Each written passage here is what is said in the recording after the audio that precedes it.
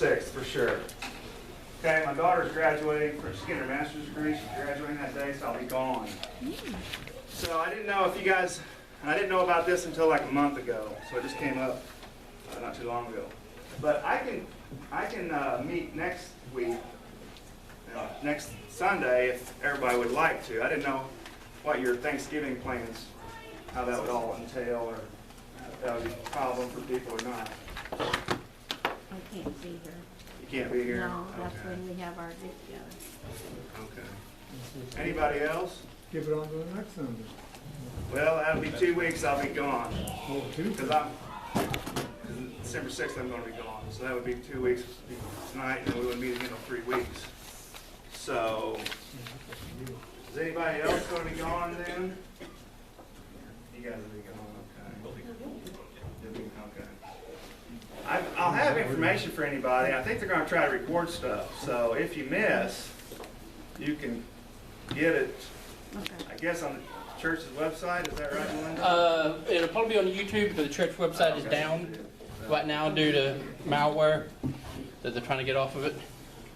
So let's try to meet, we'll meet next Sunday, okay? Sunday night. December 6th, I will not be here, okay? Now, December 20th, I know that's getting real close to Christmas. So I didn't know what, people are busy then or what. I can come December 20th or not. Well, that's when we have our Christmas, but go ahead and, we can't. Well, I know it's going to be busy for a lot of people, so are other people going to be busy then? I don't know. Nobody knows. Nobody Too much knows. in the vein. If you miss, you miss. Yeah, we could record it or... Just go ahead with it. If we miss, then we can get it out. Okay, yeah, if recording works out real well, we'll plan on being here the 20th. We will not meet on the 27th. Then after that, we're clear, okay? Hopefully, we'll be done by the end of February, but sometimes it goes on, depending on how much discussion starts. So, Revelation, I know this is going to surprise you, is really relatively easy. Because it repeats itself over and over and over, and after you start seeing the cycles, you're going to be like, aha, I see it. So, it's not that bad. At the very beginning, it's kind of difficult getting people to see these things. But after that, and you can get past the crazy imagery, and not put too much into it, but understand that this is just a method that John's using. It goes pretty quick, but there could be discussions, okay? So we will plan on through the end of February. I think we can be done by then. If not, we'll keep going. No big deal. I don't have anything going on Sunday nights. So keep this, okay, and we'll use this, okay? So put it on your refrigerator.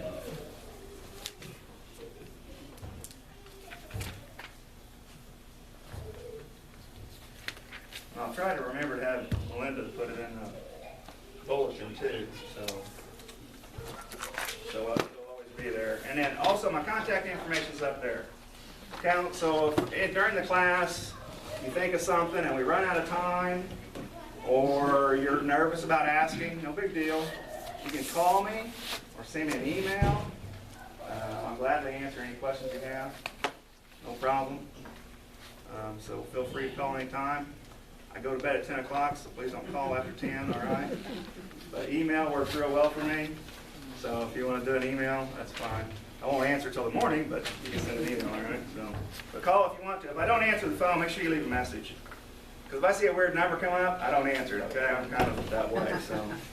I got my contact list, and when they ring, I answer, but if it's somebody that's not on my contact list, I don't answer, but leave a message. Okay, so, it's an old picture. You guys have seen it several times, I think.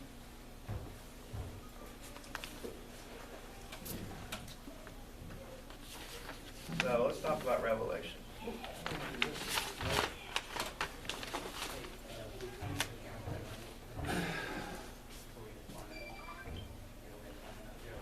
All right, Revelation. I don't know if I can see that or not. So what makes Revelation so difficult is that there's just been all kinds of crazy ideas presented, basically. Prophetic ministry's been a big thing since the 70s, probably before that. And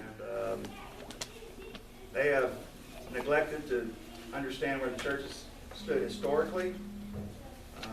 Talking about the time going back all the way to the first generation of leaders after the apostles and that kind of idea. So it's muddled.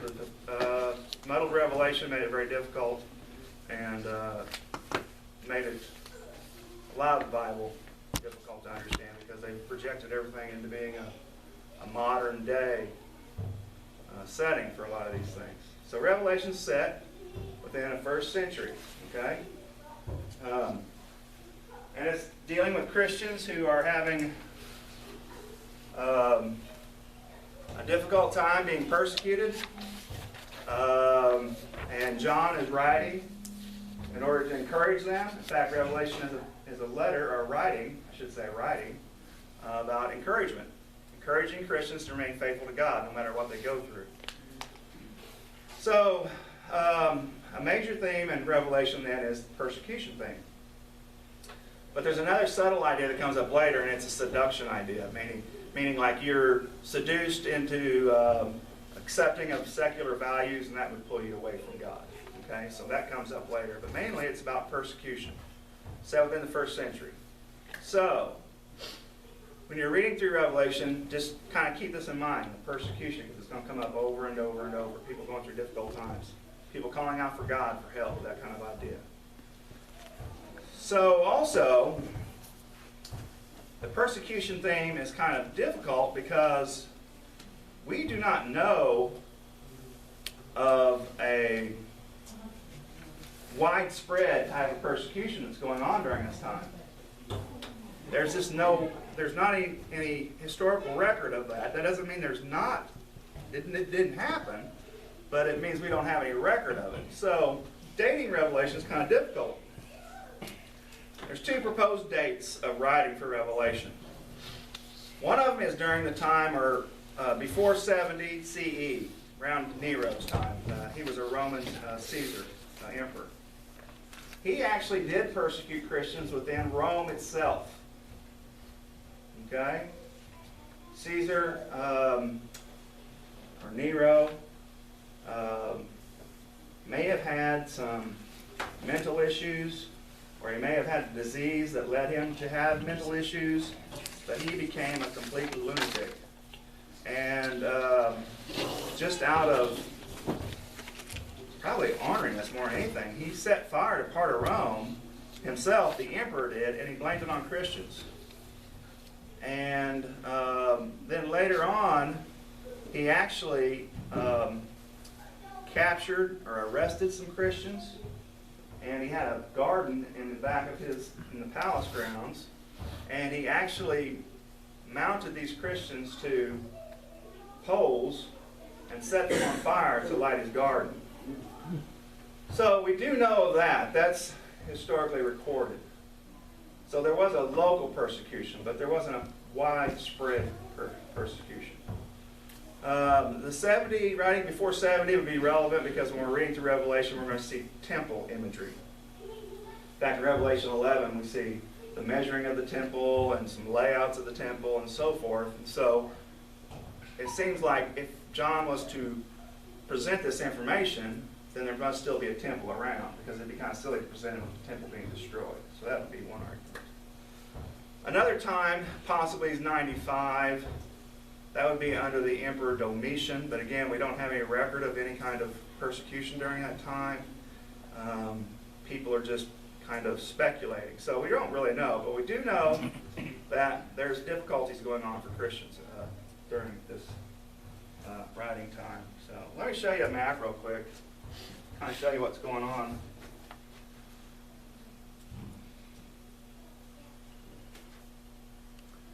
Where we're talking about as far as geography.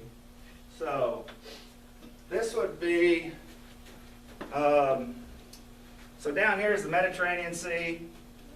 This is the Aegean Sea. This would be Greece right here. In fact, you see Sparta right there. Corinth would be over this way. Philippi would be north. But what we're talking about is this area right in here. This would be modern day Turkey, the western side of modern day Turkey. It's called Asia Minor in your Bible. So when you run into Asia Minor in the New Testament, it's talking about modern day Turkey, western side, okay? Right here, can you see where my finger's at? It's a little bitty island. It's called Patmos. That's where John was imprisoned. Little bitty island. Out in the middle of nowhere. So, in Revelation 2 and 3, we have 7 cities. 7 churches that are presented. Okay?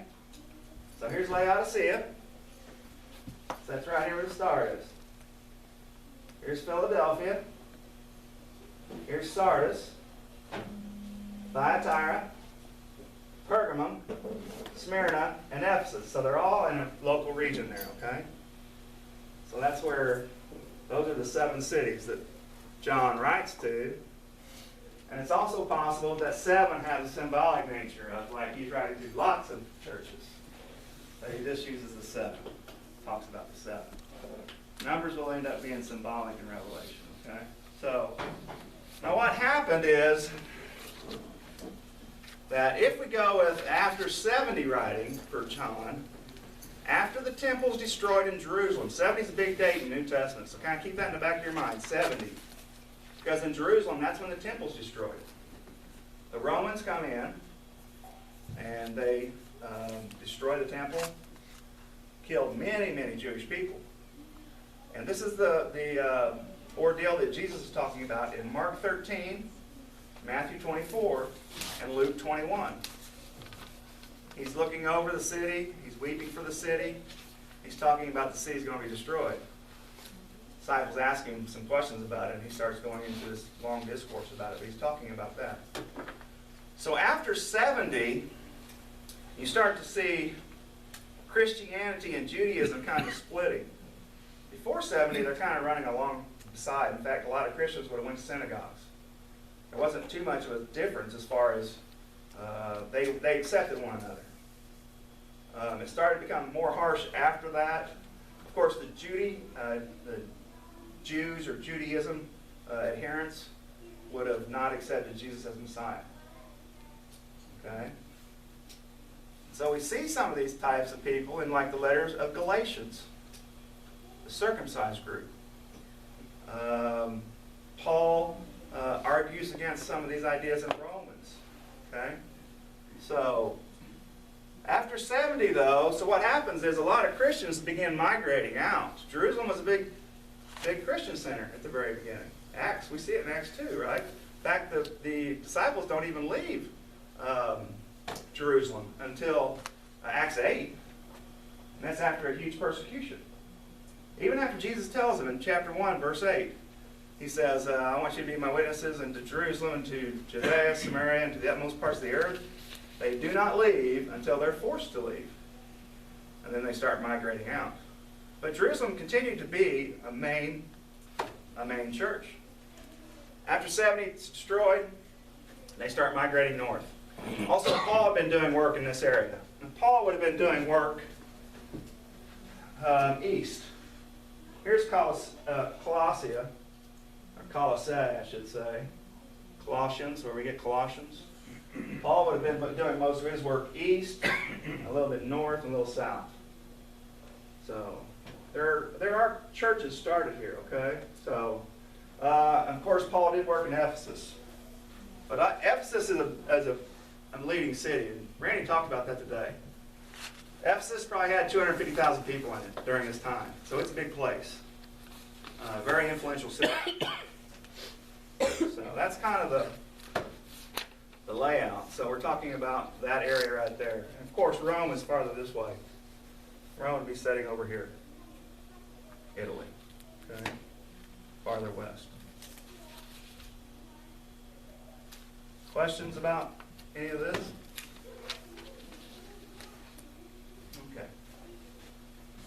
Okay.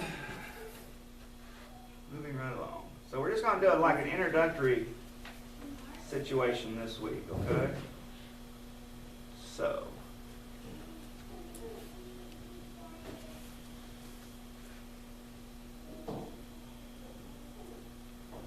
Okay, so Revelation. It is a very repetitive writing. Repeats itself over and over, okay? We're going to see that. So what we have going on is that we see these cycles going. In fact, if you look at the paper, the one that has introduction on it, I have this concept here, these 3 bars going across to the 7 seals, the 7 trumpets, and the 7 bowls. If you look at that paper, what John does is he presents an idea of people going through difficult times. Okay, they're being persecuted.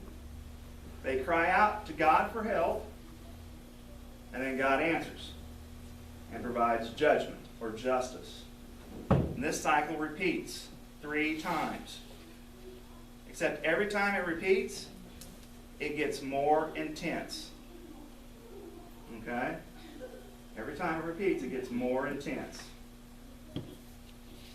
What I mean by intensity is that we start to see like stranger monsters and things, and God's hand being more directly involved, and God doing some more amazing things. Okay? So these cycles repeat, and they intensify. Okay? Revelation is highly symbolic, but I'm going to come to that in a minute. If you look also at that paper, I have a proposed outline for you. Okay, this comes from Gregory K. Beale's work, and so it's not my own.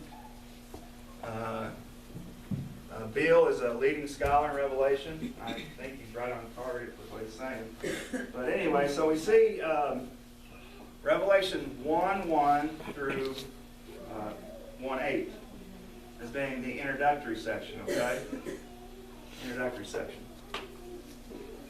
And then after that, from 1:9 to chapter 3 to the end of chapter 3, we have a presentation of the church as an imperfect model in this world. That's where we start to see a picture of Jesus. He approaches John, and we start seeing the letters to the 7 churches. And Jesus gives them instructions. So it's the church, an imperfect church in this world presentation. After that, from 4:1 to 8:1, we have the 7 seals. Okay?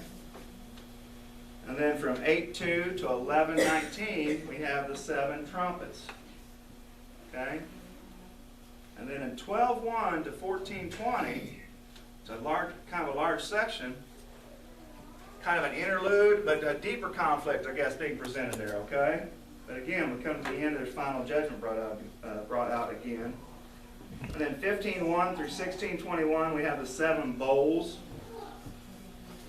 And then 17:1 to 21:8, we have the final judgment. And then 21:9 through 22:5, we have the church perfect in glory. Okay, that's after the judgment, and God's done all his work of justice. Jesus has come back as the warrior, cleaned up the mess. The church is taken care of, sin's done away with. And then 22:6 through 22:21 is the final conclusion. So that's a pretty broad and basic outline for what's going on in Revelation. But again, notice the 7 bowls, 7 seals, 7 trumpets, 7 bowls. Okay, so these cycles repeat. Okay, turn your paper over. So, Revelation is highly symbolic, okay? Highly symbolic. It's written that way because it's written in a special way. So, let me ask you guys a couple questions. This question is kind of antiquated, but most of you probably read a newspaper, right? I don't read a newspaper. You guys read newspapers? Anybody here read newspapers? Okay, so you guys can help me out. So, if I'm wanting to find factual information, and I go to the cartoon section, will I find it? Why not? For entertainment. Okay, it's for entertainment.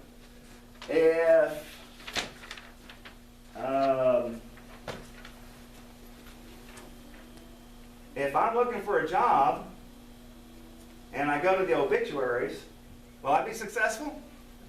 The mortuary. Why? Why can't I look in the obituaries? Well, you might find that somebody died. Oh, well, yeah, you're right. Wrong place. Wrong place, yeah, that's not the style of writing it is, right? If I, well, let's talk about mail real quick. Get off the newspaper, I think you got the idea there. Go in, your mail you get every day. If you get a bill, and you know what's a bill, most likely you're not expecting good news, right? It's a bill you have to pay, and you don't want to open it. You understand that when you see that, right? You can tell, you can classify it. This is something I'm not going to be happy with, right? So you put it in the bill pile. But if it's close to your birthday or Christmas or something else, and you get a red card or a card with balloons on it, or an envelope with balloons on it or something, what do you think it is? Something good. Well, money, probably, yeah, maybe. So something good, right? So you guys are discerning all the time about different styles of writing. And it's going through your brain and you're not even thinking about it. Okay? When we come to Revelation, it's a different style of writing. In fact, lots of writings in the New Testament or in the Bible are different styles of writing, and we have to gauge that when we read. You don't read the Psalms the same way you read Leviticus. You don't read a gospel the same way you read a letter from Paul. So there are different things going on. Revelation is a unique beast. Okay? So it's apocalyptic writing. Let me switch the slide real quick. I want to show you something. Open your Bibles up to Revelation 1:1.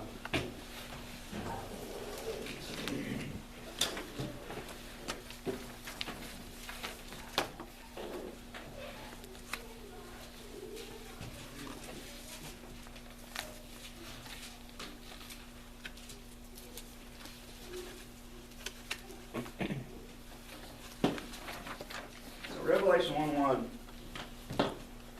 John gives us a clue of what's going on right off the bat. But our translations don't do a very good job with it. In Greek, this writing is just called the Apocalypse. That's where we get this apocalypsis.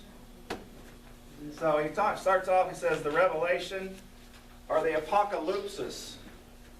So he already gives us the clue of what style of writing this is. Now, when we think of apocalypse, what do we think of? End The time. movie with Martin Sheen in it? Or End of Time? Some great catastrophe or something like that? But in that time, it's a style of writing.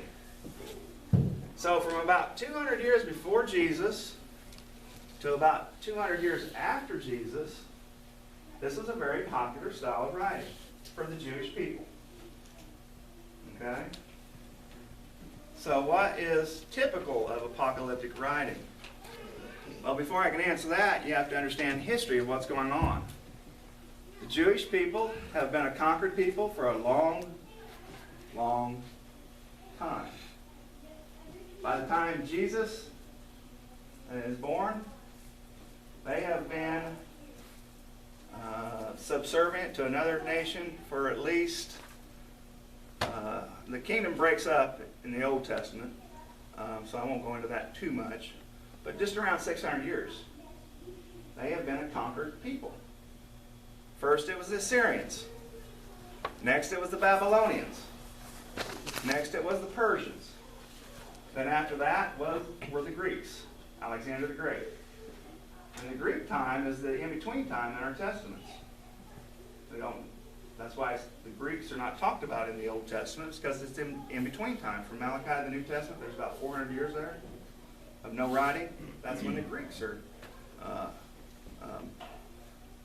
masters of that area. So they've been under the rule of another nation for a long, long time. Now, how would that make you feel?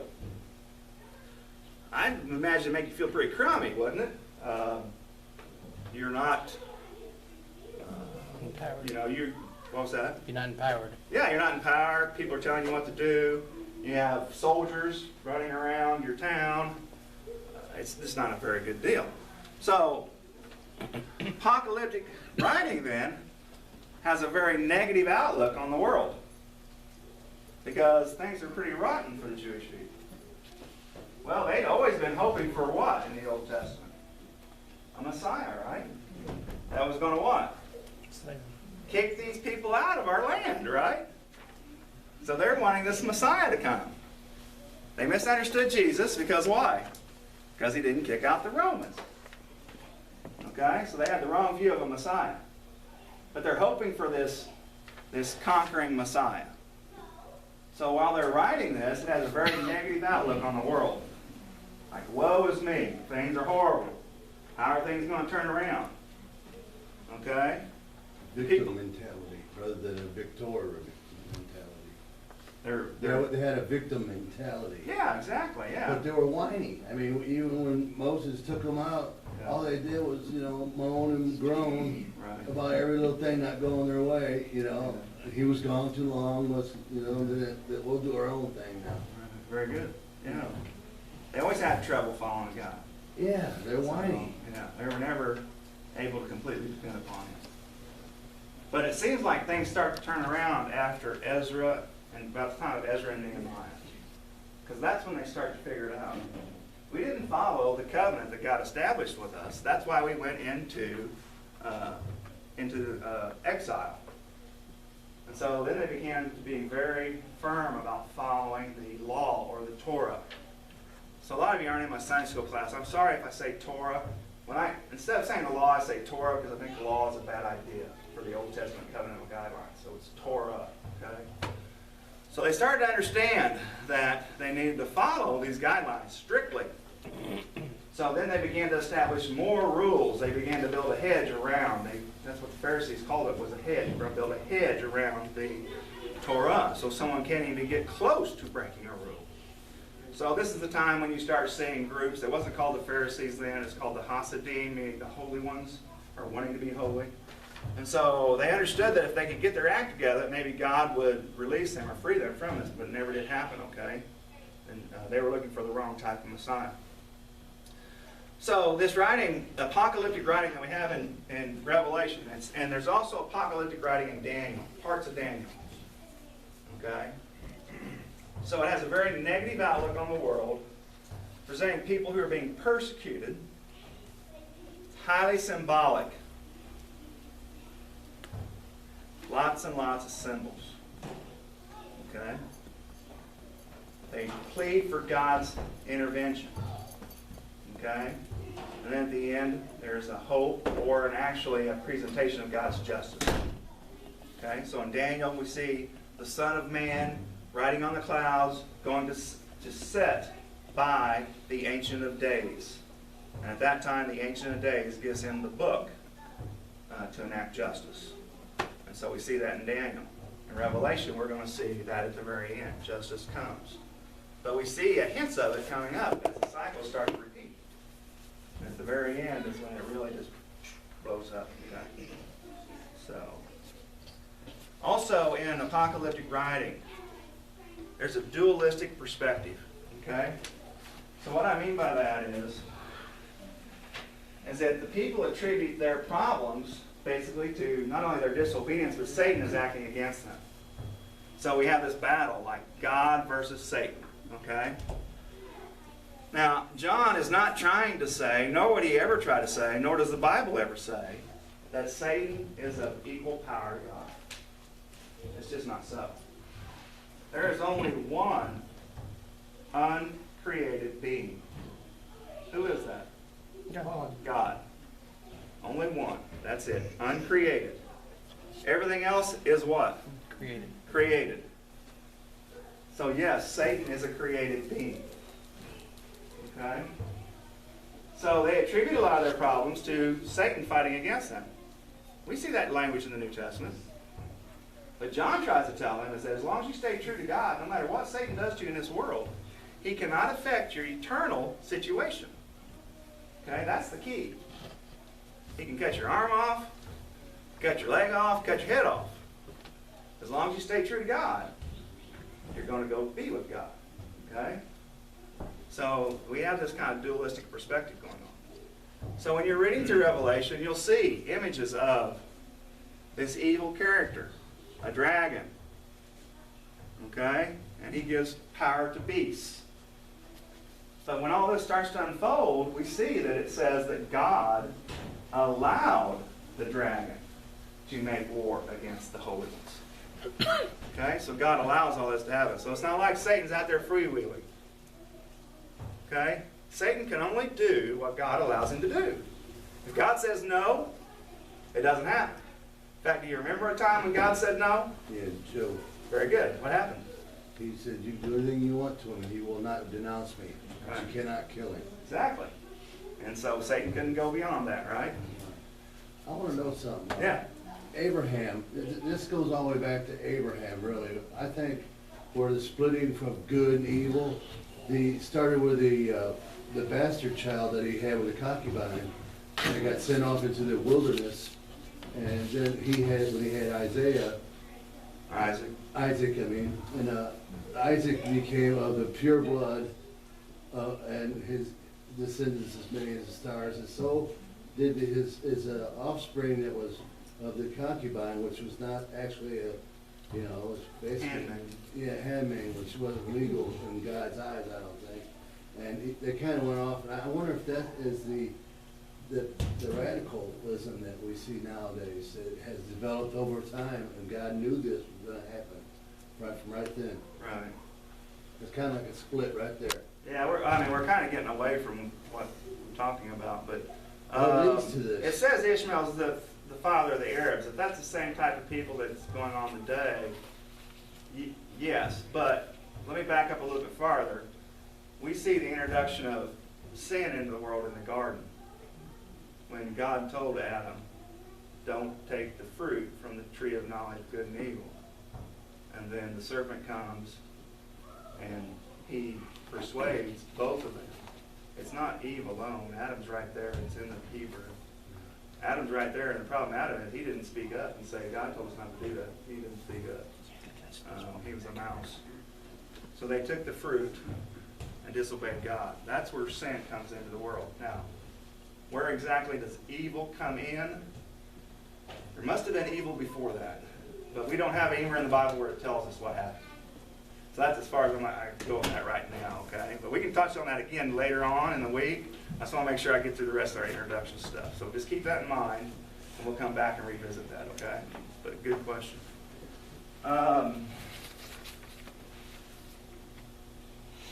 Okay, so you jump past. No, we're going to look at 4 real quick, okay? Look at 4. So how should you read Revelation? Because I hope you guys will read as you're going through this, okay? Because I'm not going to read like large chunks of text. I'll just point out certain places, okay? So, when you're reading Revelation, I know this is going to sound really strange, but trust me. Trust me on this. Do not read present-day realities into Revelation. It's not about what's going on today. Trust me, please. Okay?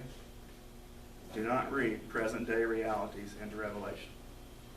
Okay? That's not what's going on. There is application there for us. And we can get the application out. But we are not the audience of Revelation. John was writing to a specific group, and that group is not us. So Scripture was not written to us, but it was written for us. Let me say that again, okay? Scripture was not written to us, but it was written for us. Okay? None of us have ever lived in Ephesus. None of us have ever lived in Rome, in the first century anyway. None of us have ever lived in Philippi. I wasn't there when Moses went up on the mountain. There was a specific group there. God's addressing that group. But the truths continue through in time, okay? So if there was to be a writing now and God was to write to us, it would be much, much different, I guarantee you. It'd be pertaining to things that are going on in our world right now. But there's things going on in the world at that time. And what we have to do is we have to be very careful about pointing that application out and how we're going to use it in our life, okay? So as you're reading also, expect Old Testament images. Okay? So how many of you have a study Bible? Just hold your hand up if you do. Okay. Study Bible, okay. How many of you have a Bible that has references? Like if you look down the middle, you could see like small little books of the Bible with verses and things like. Okay, very good. You'll probably get a notes for you.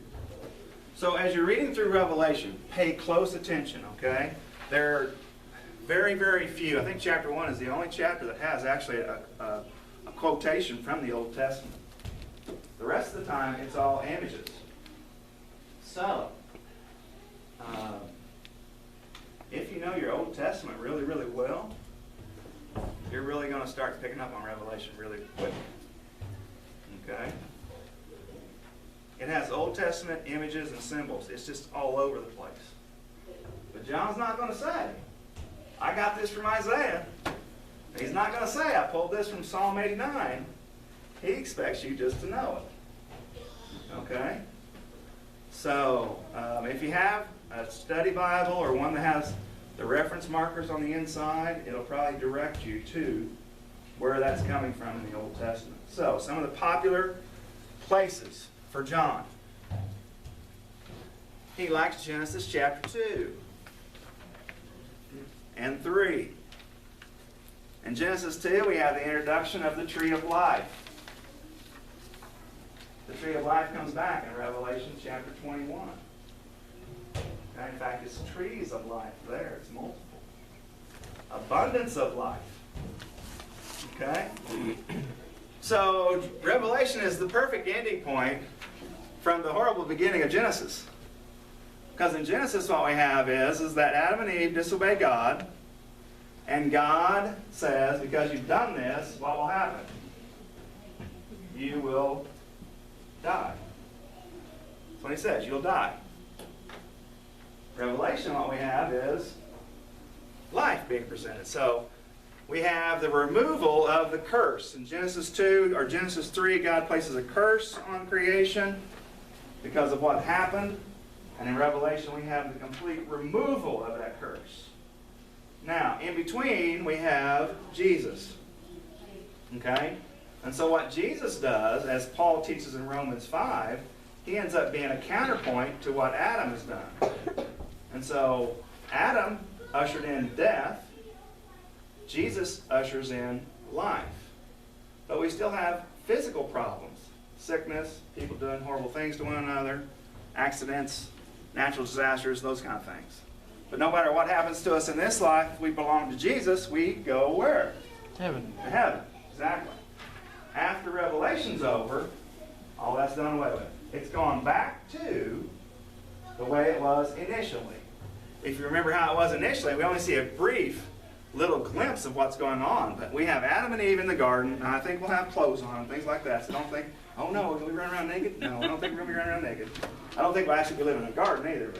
But a whole reversal going on. Okay? So, the important aspect is this, is that in this narrative that's going on in Genesis 2, going into Genesis 3, we see God coming down into the garden. Remember? He was going to come down into the garden. Well, to see Adam and Eve. So there was some kind of a physical relationship that they could have. Sin hadn't separated those two yet, okay, at that time. So that's all going, it's going to happen again like that. We'll be able to have, and I don't know if physical is probably not the right word because God's spirit, okay? But something is going to be much, much different than what we have now. We'll be in like perfect community again. And so we see that image coming up in the end of Revelation, okay? Sin's going to be done away with. Death is going to be done away with. Satan is going to be done away with. And there'll be perfect community again. Okay? And he says there'll be no more tears, no more fears. God will be your light, safety, all this stuff. Okay? So it's like perfect. As you're reading through Revelation, I used to love to read comic books. Any of you guys ever the message at? In pictures. In the pictures. You can look at the pictures. You don't even need to read the words, do you? You can look at the pictures. Boom, boom, boom, and you can know exactly what's going on. That's what's going on in Revelation.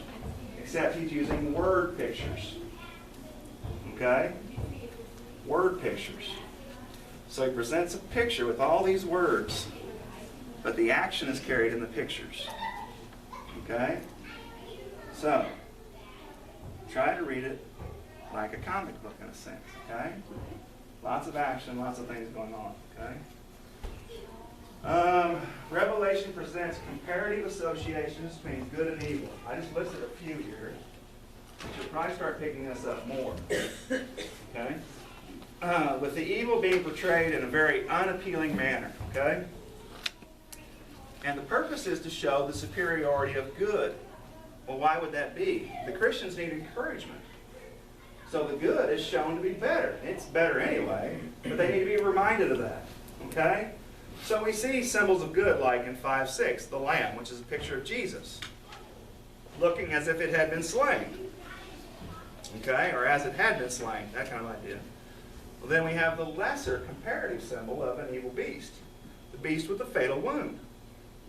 So we have these images juxtaposed to one another, or set aside, with one of them being the good, one of them being the evil depiction. 11:3, we have two witnesses. Well, in 13:2 and 13:11, we have two beasts. Okay? 19:11, we have the rider on the white horse who makes war. Picture of Jesus. In 13:7, we have the dragon who is permitted to make war. Permitted by whom? God. God. Exactly. To make war against the believers. 14:1, we have Christians marked with God's name. Right on their forehead, it says. Right on their forehead. Not literally, but I mean symbolically. 13:5, we have non-believers marked with the beast's name. Okay? 19:7, we have the beautiful bride of the Lamb. What is the bride? Church. Church. Very good. Very good, Jim. The beautiful bride of the Lamb. 17:3 through 6, we have the ugly harlot of Babylon. Okay? 21:10, we have the holy city descending, heavenly Jerusalem. 17:5, we have the evil city of Babylon. And you'll see more of these, I hope. So as you're reading through, just pick up on these things, because they're there. Okay? Numbers. Okay, when you come across numbers. And colors. In fact, when Randy told you that Randy exaggerated a little bit. The guy that was really good in Revelation is Robert Lowry. I was just there helping him. That was it. And there were other people helping him too. So I learned everything I know from Robert Lowry. But what I did work in was I looked at how colors are presented in Revelation and what they mean symbolically. It's been so long ago I can't even hardly remember exactly what I did, and I'm sure it was very little. But he was gracious enough to put my name in the book. But I worked with him for quite a while on Revelation, so hopefully some of his knowledge bled off onto me. But numbers and colors, but numbers really, I want you guys to pay attention to. They are mostly, and I hesitate to say always, because as soon as I say always, someone's going to say, I got you, here's a spot where it's not.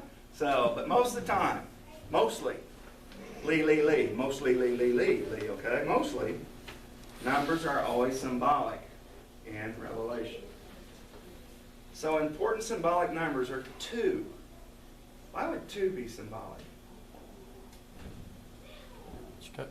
Adam and Eve. Okay, 2 in the Adam and Eve. Good and evil. Good and Good evil. and evil. Getting closer. Satan and If I was to bring a charge against Melinda, Law and order. they wouldn't consider it unless what? 2 witnesses. Yeah. So it's a bearer of truth. 2. Confirmation of truth. So when we have 2 witnesses, confirmation of God's truth.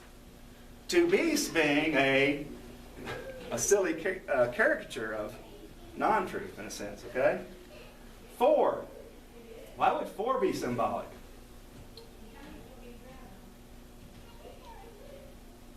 North, south is what? east, 4 directions. 4 corners.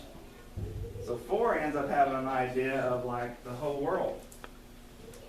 Okay? They're not arguing for a flat earth. Okay? That's not what they're doing. Even though they probably did think of a flat earth. They had no concept of a round earth, I guarantee you that, not at that time. But they're talking about the totality of the world. Okay? So 4 can have this idea of totality too. 7. Why is 7 important? Number of man. No, not 7. 7 churches, 7 bowls, 7. Okay, so there's a lot of 7s, but let's go back in the Old Testament. What happens at the very, very beginning? 7 days. 7 days. 7 starts to be cropping up. And then after that, we often have bring 7 animals to sacrifice. On the 7th year, cancel your debts, just like Aaron talked about today in Deuteronomy 15. Or no, he read that in a different spot, but it's there. What else is there? 7. There's 7 priests to do certain things. 7 days of creation. Yeah, 7 days of creation. Let So- the land rest on the seventh 7 year. tribes, yeah. What's that? To let the land rest the seventh Yeah, year. very good. Land rests on the 7th year. Debts. Debts. So 7 ends up being a very powerful number. So it has this idea of a completion idea too, right? Okay. 10. What about 10? 10 Commandments. Okay, 10 Commandments. But why would they be important? Why would the number 10 be important? 10 Commandments is what is true. Think about 10. If I count up to 9, starting at 0, Double digit. I count to 9, then what do I do again? I start all over with a tally of 1, right? 9. 1 set and 1. 1 set and 2. You see what I'm saying? So like I have a set of 10 and then add 1. A set of 10 and add 2. So it's like a starting over again. So it's a completion idea and then starting over. Okay? 12. Why would 12 be important? Why is 12 important from the Old Testament? 12 tribes. 12 tribes, very good. 12 disciples, very good. So we have 12 that comes up a lot.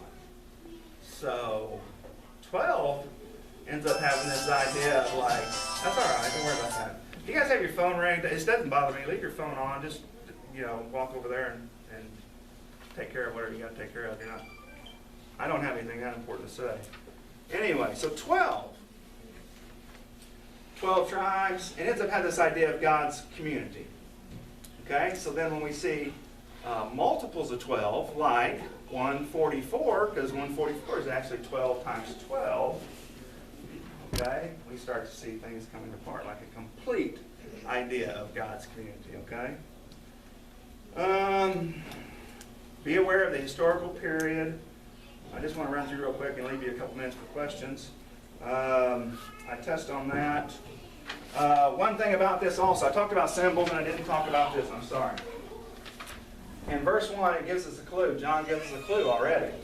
He says that the revelation of Jesus Christ, which God gave him to show to his servants the things that must soon take place, he made it known. And the word for known there is actually a verb in Greek for signed.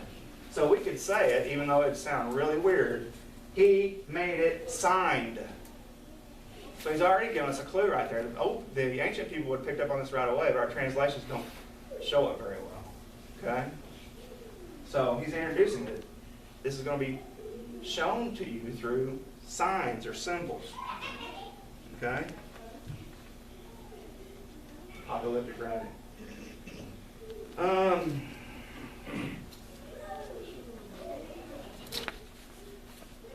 So I know everybody's time is really limited. I understand that. If you can, try to sit down this week and just read through Revelation all in one setting. 22 chapters, you're thinking like, oh my gosh, that's a lot.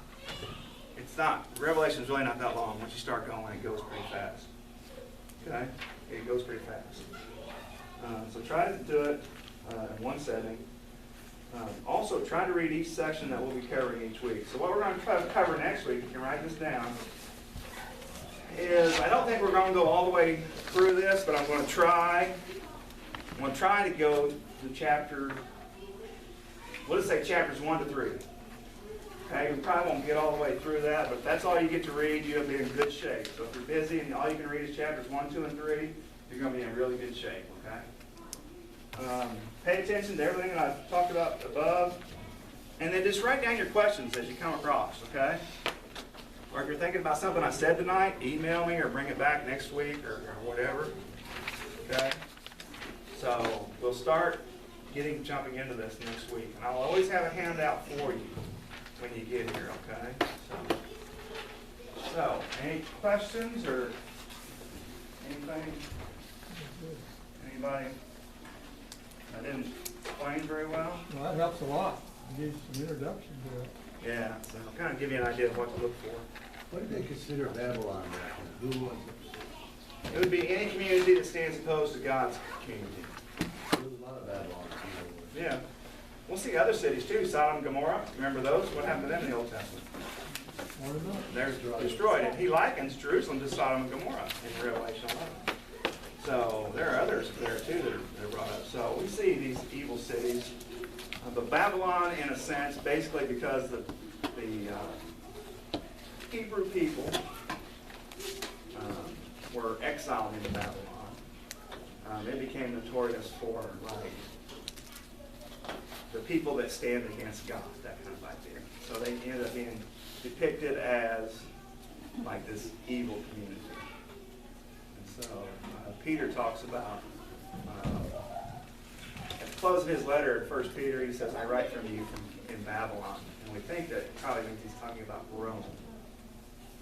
But we don't know for sure. So it seems like any group that stands against, a community that stands against God's people ends up having some kind of a name attachment like that, like Babylon or something. So. The East calls like New York City Babylon. You know, we call Iraqis main city. What's the main city that we bombed? I can't remember the name. I don't know. Basra? Tehran? Or no, that's Iran. I don't even know. Baghdad, yeah. Baghdad. I don't remember what's the name. Thank you, Baghdad. But don't read today's things into Revelation. Try to read, if you can, I mean, just get on the internet and do Google searches for like ancient Rome, 1st century. Find out all you can about ancient Rome, because whatever's going on at that time in that 1st century is what's going to be pertinent for you in Revelation. John is not writing to us about things going on today. But it does have a message. It has a message for us. The message will always be the same. Stay truthful, faithful to God. And I think the message for us today is more about the seduction. Don't get sucked into the secular value system. That's going to come up later. And get pulled away from God. Okay? But we don't face persecution. Not yet, anyway. I mean, we're not being beaten. There are Christians that are. I have people that I know that have been beaten because of their faith in Africa, in India, and other places. But it's not happening in the United States. You Not shoot yet. them in the United States. It's not happening yet, but it could happen. Some of them have been shot. That girl in school. Oh, yeah. Shot her. Yeah. So there are times when things do happen. Yeah. But seduction is probably the more powerful enemy for us. We're seduced into doing things that we shouldn't be doing. We're worried about self. Most of the time we're selfish. And we do self stuff instead of servant stuff. So, but yeah, Jan, the message always comes out. The message for us, you know, just like it was for them, is to always stay true to God, no matter what's going on. Don't get pulled away. And if you do that, you'll always have a home of God. That would always be the message. So you don't think Revelation is talking about tribulation? It's talking about something that's going on in the 1st century. It's addressing those things. But I really think that, well, let me just stop there, okay? Let's save that question for next week. Please remind me, okay? Because it'll start off right off the bat. He's going to talk about persecution in chapter 1, so it'll be a great thing to talk about right off the bat. So I don't want to hold you guys up. It's 5, okay? So You guys, I could stay here and ramble forever, so. You don't need that. Have a great Thanksgiving, okay? Come back next week, please.